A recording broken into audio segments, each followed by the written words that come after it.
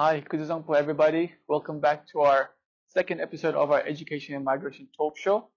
Last week we had covered about the student admissions and visas. So this week we'll be covering about as a lot of you may know, the temporary graduate visa, subclass 485. Many of you guys call it TR. And before I move on to the questions, I would just like to, wish everyone a happy New Year's and hope you all had a good break. So moving on to the questions now. What is the temporary graduate visa? We have heard that there are two different kinds of 485 visa, the 18-month and the 24-month duration. What is the difference between them? Thank you, Jimmy. Temporary graduate visa is a visa that is available once you finish your studies. Now, you have to finish your studies to hop on to this most commonly called TR visa. It lets you live, work and study in Australia, and in terms of the difference between the 18 months and 24 months TR visa. So 18 months TR visa can only be availed by students who have finished studying vocational level of studies. Could be certificate, package with diploma, or it could be a certificate level course by itself. And for the 24 months TR visa, that is more for the higher education course pursuers like bachelor's degree, master's degree, research degree, PhD, etc. So what are the eligibility requirements for the temporary graduate visa? So for fulfilling the eligibility requirements, like I mentioned, the 18 months, the 24 months, there are some common eligibility requirements. Number one, age. You cannot be more than 36. At times there is a confusion, and we see that happen a lot. People say, I'm 35 years and above, am I eligible? Yes, you're eligible. You're eligible until you don't turn 36. So technically speaking, if your 36th birthday is tomorrow, you can apply for this visa before 12 a.m. midnight tariki. So you are eligible because age is a time of application criteria. It is not a time of decision criteria. Had it been a time of decision criteria, then you are turning 36. By the time the department case officer reviews your application, you will be 36 lah. So you will not be eligible. But luckily, it's a 35. It's a time of application criteria. So age, number one. Number two, you need to fulfill English proficiency requirements. Now, you could either do IELTS or PTE or TOEFL and other English tests. But in Australia, we commonly do the PTE and the IELTS. So in terms of the score that you need, IELTS, you just need overall 6.5 and you need a minimum of 5.5 in all the bands. Now, if you are keen to take on PTE, which some prefer over IELTS, you need to score at least 55 overall and a range of 39, 33 to 42, 39 to 42 in different bands. And now moving on to the other requirement like the Australian Federal Police check. So that is again a very important eligibility requirement. You must have a AFP in short check at the time of lodgement of application. But that being said, if for some reasons you're not able to get that AFP check, you can also use the AFP lodgement receipt. When you apply for the AFP check, they issue you the receipt. That receipt also works. Later on, when you get that AFP check, you can upload it in the system. Now, these three are pretty much the common requirements that sits across both the vocational 18-month TR visa as well as the 24 months higher education TR visa. So now the differences between the two in terms of the eligibility requirements. Now let's take that 18-month vocational TR visa. Now if you have done like a certificate level and a diploma as a package, or if you have just done the certificate level, certificate 3 or certificate 4, it needs to be a course that relates to an occupation on the skill occupation list. Now, if you do something that's not on the skill occupation list, then you're not eligible lah. And you also need to get a skills assessment done lah for that 18-month thing. And there are different skills assessing authority. And moving on to the 24-month, the higher education TR visa. Now, you need to have a completion letter. A completion letter is a mandatory requirement at the time of lodging a visa application. If you don't have that, the visas can be refused.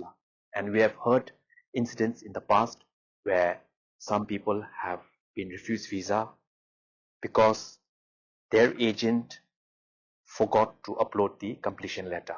It happens. Now, not all bachelor's level or master's level courses lead to the 24-month TR visa. It is imperative to fulfill the Australian study requirement. Now, by Australian study requirement, what I mean is that you need to be completing a course that is of at least 92 weeks on the CRICOS law. CRICOS is the Commonwealth Register of Institutions and Courses for International Students. So as an international student, the courses must be registered on CRICOS. It has to have a duration of minimum 92 weeks. See, let me give you an example so that maybe things will become more clear. Say you came here and you enrolled in a 104 weeks course, but you got some credit transfer and you sort of saved few months of studies whereby you finished it before 104 weeks. That is also acceptable, but it is categorically mentioned that you have to finish the course in not less than 16 calendar months. So basically, the most important requirement, the course has to be registered for at least 92 weeks. If you're taking the 104 weeks, it is registered. And if you finish it within a calendar month of 16 months, you are eligible. But say just a hypothetical situation. You got credit transfer and you reduced your course load to an extent where your course got so compact, you are still fulfilling that 104 weeks requirement because you need to fulfill at least 92. But you finished it in 14 months or 15 months, a very hypothetical situation. In that case, even if you have finished that course, you won't be eligible. So these things are very important to understand. Okay, so now just moving away from the requirements, there's a lot of buzz on social media that during your TR visa, you should be pursuing trade courses such as carpentry, bricklaying, and etc. So could you please shine some light upon us? Sure.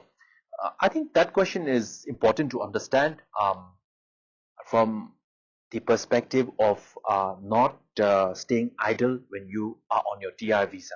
See, if we relate to the time like 5-10 years back, there were not a lot of opportunities. I mean, there were opportunities, but the importance, the priority that the building and construction sector is receiving at this stage due to shortage of so many houses and because of the influx of migrants, it has been like a tussle to get houses, to all sorts of problems in the building and construction sector. The demand has far outstripped the supply. So that's where the government is giving a lot of importance to occupations like carpenter, wall and floor tiler, bricklayers, and so on. Now, as Jimmy asked, when you're on your temporary graduate visa, that is a good opportunity to capitalize because you can enroll yourself in a fast track course, 52 weeks. With that fast track course, once you complete it, you need to get enrolled into a job ready program. See, we will cover job ready program in some of the videos that will come in the future. But for now, in very short, job ready program is like a 1-year employer based structured work program which is basically assessing your skills. So when you complete that job ready program successfully, you get your skills assessed. For example, if you're completing in the carpentry field, you get your skills assessed as a carpenter. So that's the advantage the TR visa holders get at this point in time. They are enrolling in a 52 weeks course, they are completing the job ready program, and then the permanent residency invitations are coming at very low points, some at 65. So this is a golden opportunity for TR visa holders to jump onto this and to move on with their permanent residency options. And then recently, there's also been a lot of confusion going around about the regional extension. Could you please explain it to us and who is eligible for it? Yes, maybe the confusion has become a bit less these days, but initially when it started, there was a lot of confusions, and people used to approach us saying, are we eligible, and if we are eligible, at what stage are we eligible? And different consultancies were offering different views. So see, I'm a registered migration agent. For me, it's not the opinion that counts, what this consultant says or what that consultant says. It's more like finding my way through the migration regulations. Now, see, there's the migration regulations, there is the departmental policy, which basically dictates how the eligibility requirements are met. So, going back to your question, the regional extension. Now, the regional extension is something that only students who have worked, studied, and lived in regional areas are eligible now. So if you're not in a regional area, there's no way you can get that 1 year extension. Now, if you're, say, in Western Australia or the ACT, Canberra, you are eligible to, to get that 1 year extension. Now, for getting that extension, what is important is the primary applicant as well as the secondary applicant, as long as he or she is 18 years and above, they need to show their residency. At the time of application, they need to show the previous 2 years residency evidences, like they have lived in that regional area, and the evidence can be a rental agreement, could be a utility bill, it could be tax assessment notices, and all other sorts of evidence. Okay, and then, so for those who, let's say, live in like Brisbane, a non-regional area, and they don't get the additional 1 year, and they want to buy some more time here in Australia, what could they do? Jimmy, before that, can I add something to the previous one? Yes. I think I missed that, sorry. So what I failed to mention that time is that initially that confusion between the consultancies, some consultancies were saying that once you get your TR visa, you have to wait for a certain period of time. You could not jump onto your regional extension visa. But like I mentioned, when I referred the migration regulations and the department policy, that was not a requirement. It was very clear that as long as you fulfill the 2 years residency requirement, there is no need to stay on your TR visa for any amount of time. And that was where we were like interacting with our clients and convincing them that even if your TR visa is granted today, we can lodge your regional extension today itself, and we have got successful grants for many. So basically, at the end of the day, it's more important to go by the regulations and not hearsay like what he or she says. Sorry, if you could repeat that question again. Okay, so going back to my question, there's been a lot of confusion going around regarding the regional extension. So let's say for people here in Brisbane who don't get the 1 year extension, to buy some more time, what could they do?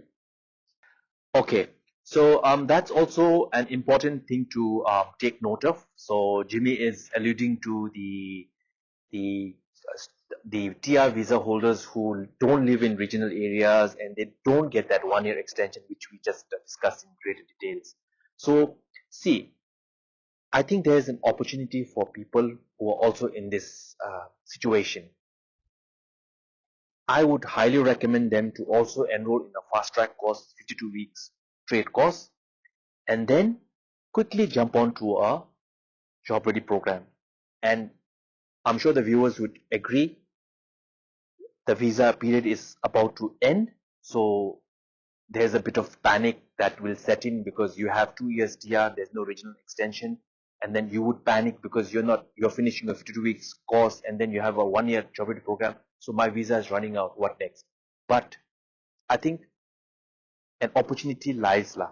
If you really look at your situation, you could always avail the training visa lah, subclass 407. That is an opportunity. Many people don't know about the training visa. Some do, many don't. So that visa is a training visa that is provided to especially people who have like a 1 year skills, not a whole load of skills like, a 1 year or maybe slightly over a year or less than a year.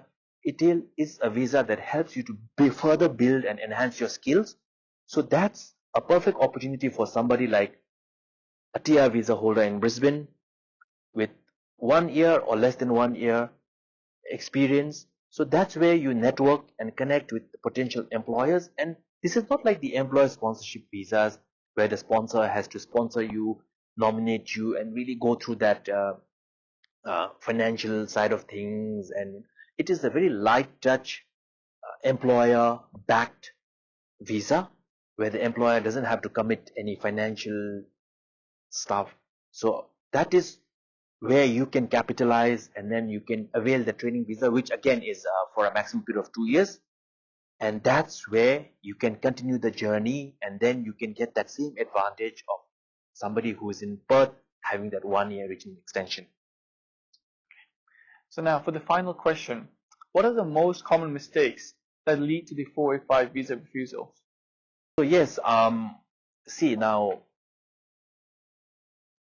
top tongue, it's like a top tongue. As soon as you complete your studies, whether it's vocational or whether it's the higher education, provided you fulfill that your course is in the skill occupation list for vocational, and you have done that minimum 92 weeks for the higher education, it's a top tongue lah. There's no way that your TR visa can be refused.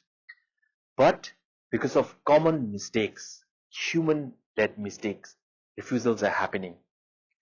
Number one example, somebody gets the wrong type of Australian Federal Police check. There is a particular type of check that can be used for the 485 visa. Now, I don't know if it is out of not knowing which type of check, but somebody gets out the wrong police check, unknowingly submits it, and then the visa gets refused. Number 2, completion letter. Completion letter is a mandatory requirement. You need a letter, an email, or a notification from the education provider that you have fulfilled the course requirements. You started your course on a particular date, you finish at a particular date. That is a hard and fast requirement. It's okay if you don't have your academic transcripts. It's okay if you don't have your degree, but you have to have a completion letter. And the other mistake, I wouldn't say it's a mistake. Sometimes students struggle to get the required English score. And, by few marks, they just are short of the requirements, which I mentioned earlier, the IELTS and PT. And they think that I'll just submit this right now, and then I'll sit for the English test later on. And, I think if I get the score, I'll manage. But that is not true lah. If you don't fulfill the English requirements at the time of application, then again, it can lead to visa refusal. Then apart from that, I don't think I missed anything. Well, age, obviously, there's no adjustments that can be made. So these are the most common mistakes that happens intentionally as well as unintentionally. Okay, so that's all for today. Thank you all for watching, and make sure you guys like, subscribe, and stay tuned for more episodes to come. And yeah, we'll see you in the next one. Thank you. Thank you.